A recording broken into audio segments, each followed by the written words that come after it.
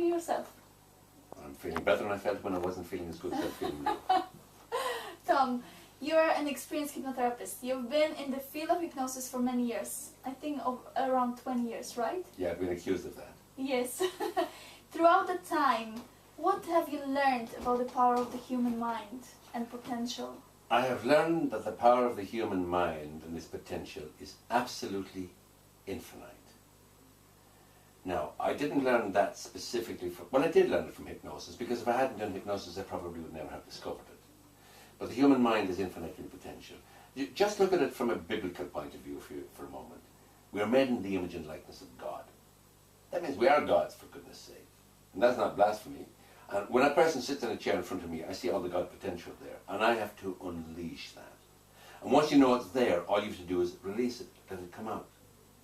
There are no limitations. Second of all, I was looking at a magazine article recently, in one of the science magazines, and it said humans cannot become any more intelligent because there's no capacity for any more brain inside the head. And I thought that was the funniest thing I've ever seen, because that's the greatest piece of nonsense since the Flat Earth Society decided that the Earth was still flat. Because our mind is not our brain. Our brain is merely a transmitter and a receiver and a piece of hardware like in a computer. The software, and beyond that out into the infinite potential of the microcosmic web, if you like, is what the mind is. And the mind is connected with all other minds. Rupert Sheldrake will tell you that from what he calls the morphogenic mind. And then reading other people like Dr. Bruce Lipton, you discover that the cells respond to the mind. And they respond very, very powerfully to the mind. In fact, not only that, the DNA is influenced by the mind, and the DNA changes according to the influence coming from the mind. Or the influence, if you like, coming from our thoughts, our feelings, and our emotions. And if we know that, then there are no limits to what we can achieve with the mind. And these great scientists, with their magnificent discoveries, others like Michael Talbot, who wrote The Holographic Universe, and I recognize from that the mind, the body, and everything is holographic, and the proof of that is very simple. From a cell, you can create a replica of the being. That's holographics in action. So therefore, there are no limits to what can be achieved in the human. Now, the wonderful thing about that is if the mind is not the body, well, the body can die. You can't kill the mind, because the mind is a separate thing. So now you're immortal as well. So you really have achieved a wonderful place. So all this fear of death and all that kind of thing becomes a total nonsense when you begin to recognize what the mind really is. So there are no limits to what the mind is. And once you start working with the mind, and once you see what people can achieve, there are no limitations. The biggest limitation is the limitation that you get from the therapist. And a limited therapist can't go beyond his limitations in the work he does or she does with a client. So the biggest problem a client has is to find a therapist that has no limitations. Then they have found somebody who can really work with them and take them beyond their limitations. Two people in a place of limitations working together, all they can achieve is the sum total of both their limitations. Two people, or even one person without limitations, working with a person with limitations, can help that person to unravel their limitations and get rid of them. Biggest limitations we have are our belief systems. To believe is to be lied to. Once we go beyond all belief systems, I don't care how good, bad, or indifferent they are, all belief systems have limitations. Once you believe something, you're excluding something else. Therefore, you're excluding the potential of that, whatever else it is. Therefore, you're limiting your potential. So all beliefs are limitations. So we don't change one belief for another belief. That's a better belief. All we're doing is stepping one step up or one step down or one step sideways. And that's not removing any real problems. That's just swapping one problem maybe for another problem. Got to get rid of all belief systems. And there's a system for doing that within hypnosis. Then you connect with a thing called inner knowing. There's a very great danger and a grave danger with belief systems, because when somebody out there tells you something new, you've never heard it before, what do you refer it to find out from within your own inner whatever, whether it's truth or not? You refer it back to your belief systems. And since they're a pack of lies anyway, all you're doing is you're referring what you've heard from that person to a pack of garbagey lies inside, and you will decide then, as a result of what you've been told from what's inside, whether it's true or not. Now you've got more falsehood than ever. Whereas if you've got rid of all those beliefs, you connect with a true inner knowing. It's your own spiritual self. Once you connect with that, you can't be lied to anymore. The only person who can be lied to is a person who is living a lie. That's a very important thing to know. The only person who can be lied to is a person who is living a lie. The lie is the belief systems. They didn't, and they're not doing it deliberately. They were imposed on us as children, as we grew up, about all kinds of things. But they're all limitations. Therefore, they're lies. They're not the truth. And you cannot refer anything to them to decide whether it's the truth or not. So you have to be living a lie. So to live the truth, get rid of the belief systems, connect with your inner knowing, you connect with the truth. Nobody can lie to you anymore. So like I said, and I repeat again, you cannot be lied to unless you're living a lie. The lie is the belief systems. And that's a very powerful statement. Yeah. And that's the biggest problem people have when they come in. They're stuck in those belief systems. They're stuck in the lie. And the lie is very powerful. Because the lie is kept in place. The catalyst that keeps the lie in place is fear. My God, if I don't do that, what's going to happen? You know, fear. Lies are always kept in place by fear. That's one of the best ways to recognize them. Because if you say if you didn't believe that anymore, they go, fear is in the way already. So the lie protects itself. The belief system protects itself with fear.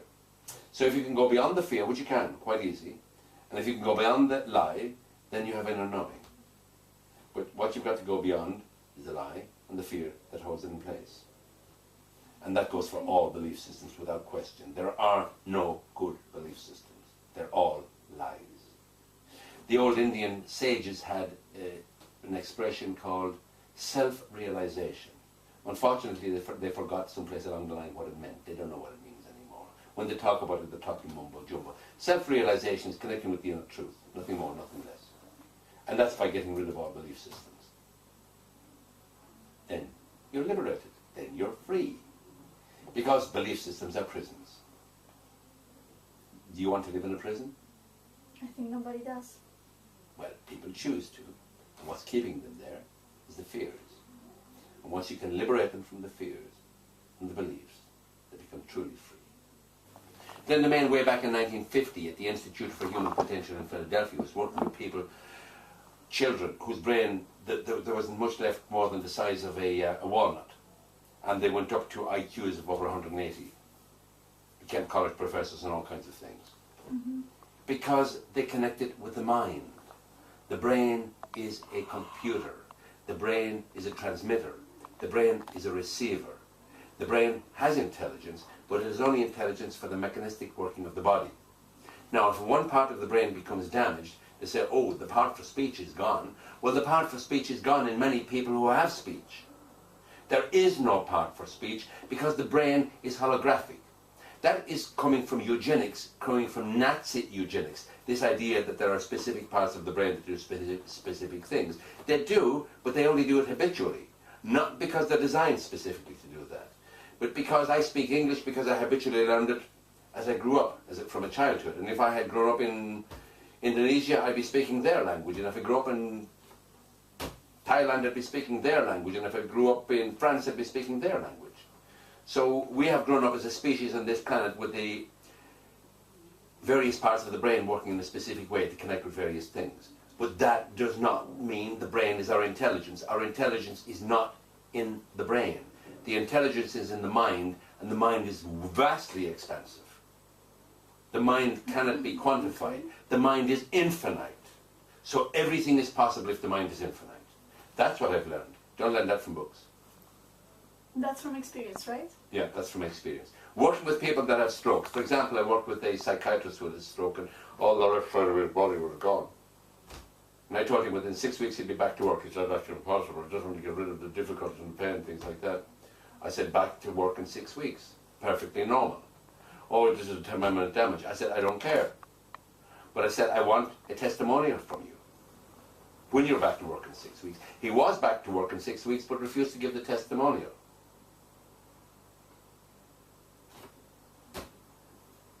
Okay. So he deprived other people of the opportunity of learning what they could do with strokes. Fortunately now I'm dealing with quite a few people with strokes and we've got beyond that. But most hypnotists won't deal with them because they don't know they can deal with these kind of things because they think they're dealing with the brain. They're not. If they're doing proper hypnosis, they're dealing with the mind. And the mind is holographic. The mind is infinite, so it has no limitations. None. Zero. And that's the first thing to understand. And if you're dealing with you see, if the therapist is working from a place of limitations, all he's doing is he's imposing his limitations on his client, or her client. If the therapist is working from a place with no limitations, then he has infinite potential in his opportunities of working and achieving things with his client. So that's why it's important to make a distinction between the brain and the mind, and to recognize the infinite potential of the mind. I hope that answers your question. Oh, that answers very well.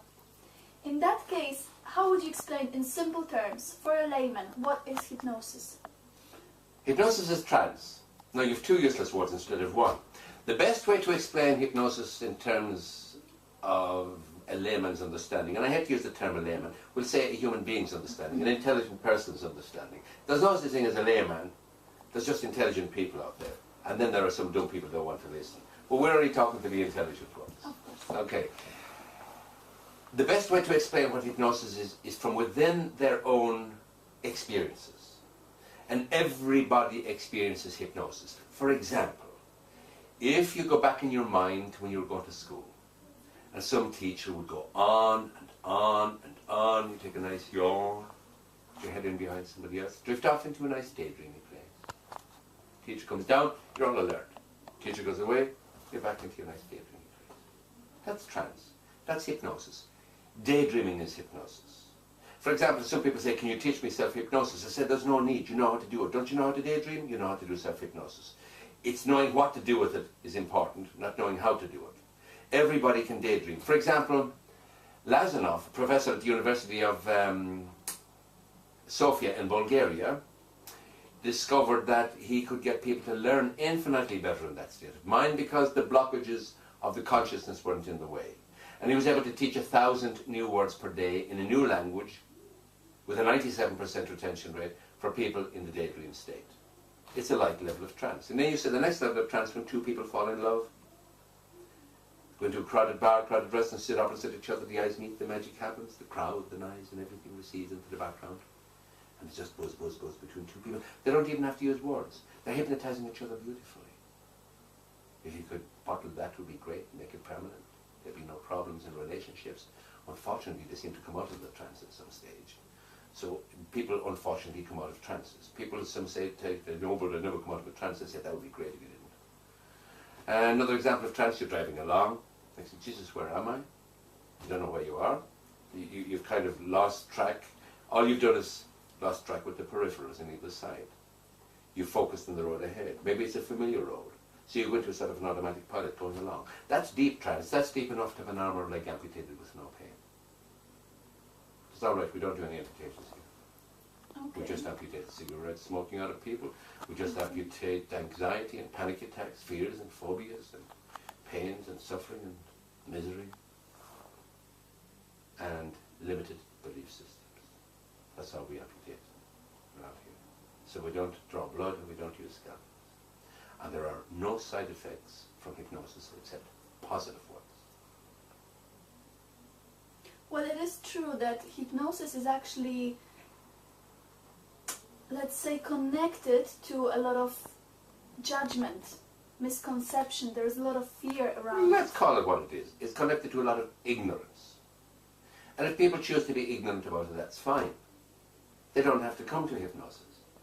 The people who want to stop smoking in one session will come to a hypnotic session. They can try any other system. It's been clinically proven that it's more than 95% successful to go off smoking with a competent, efficient, effective hypnotist. There are no other systems for that. But some people choose to go into the doctor and get a prescription drug that will increase their risk of a heart attack by 72% rather than go to a hypnotist. Well, that's ignorance gone mad and becomes very dangerous because they're endangering their life with somebody who's giving them something that's totally incompetent for dealing with it. So yeah, there's some ignorance about it. But the funny thing about it is, I remember I was looking at a movie one time and there was a rabbit and he was approached by a stoat. Now stoats kill rabbits.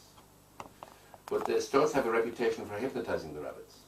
Now, I thought this was nonsense, but the stoat is doing this kind of movements back and forth, and the rabbit is curious. The rabbit comes closer and closer, and the stoat makes more and more of his movements, and the rabbit gets more and more curious and comes closer and closer, and then the stoat pounces, and down. The stoat was hypnotizing the rabbit. But why did the rabbit, knowing that his life was in danger, approach the stoat? Because the curiosity and the attraction to and the fascination with what the stoat was going on about was drawing the person. A lot of people who come into me tell me I'm terrified. And I say, don't worry about it, you'll be twice as terrified in a moment. Because why don't I say to them, don't worry, everything will be beautiful, everything will be grand in a moment, there's nothing to be afraid of. I don't ever say that to them. And I don't say that to them because when they were children, they went for vaccinations and all kinds of things to the doctor, and he got pull up your sleeve. Well, Rex was the arm, and next is, he produces an epidemic needle. The child is terrified. He says, don't worry, it won't hurt. He's lying. So if I tell them that, there's nothing to be terrified of, they'll think I'm lying because they've been programmed not to believe a person talking like that. So I say you'll be twice as terrified in the moment. They laugh, and that releases the tension, and everything is fine from that point onward. Yeah, I understand. Nothing to be afraid of with hypnosis. The only thing people need to be afraid of is fear and ignorance. These are the ultimate causes of limitations. And while they dwell in the places, unfortunately, of fear and ignorance, they're preventing themselves from enjoying the massive and vast and wonderful experiences of life in its normal fashions, and then beyond that into its realms, beyond that into the mind and the possibilities and the potential of the mind. It's a terrible infliction to inflict on oneself. And the funny thing is, if they come, even if they're terrified to hypnosis, the hypnotism can be used to get rid of the fear. And they can go to beautiful places. My God, people who come terrified aren't terrified for long. It'd be much more fun if they stayed terrified. Would be, but that's not our goal, right? That's not our goal, unfortunately. Yes. So if hypnosis is beneficial, which many people don't know about, what is it best for? Hypnotherapy, what is it more useful for? It's useful for anything to do with the mind. There are no limitations to the mind. And if hypnosis can work efficiently and effectively with the mind when it's properly done, then it can do that. So there are no limitations to what hypnosis can do if there are no limitations to what the mind can do, because all the hypnosis is doing is stimulating the mind into action and directing it in specific directions to achieve specific outcomes. So limitations, none. Okay. Except in the mind of a bad therapist.